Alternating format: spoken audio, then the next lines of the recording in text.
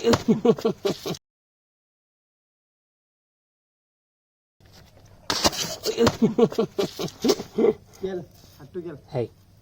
noktu. Pisla na itu बहुत pisla.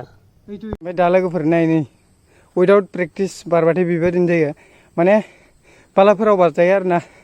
मोजां जायगायाव ओमफ्राय दा आं आरो नियाव प्रेक्टिस खालामलासिनो डाइरेक्ट बारदोंमोन ना प्रेक्टिसबो गैया ओमफ्राय माने इखो वार्मआपबो गैया ओमफ्राय दा बेबायदि जाबाय आरो ना आखाया बावलांबाय मा बुंनो नैथिंगालिबो थांदों मोनसेयानो एनि सेस ओमफ्राय नैबे आसुफ्रानो देलाबलांबाय आरो ना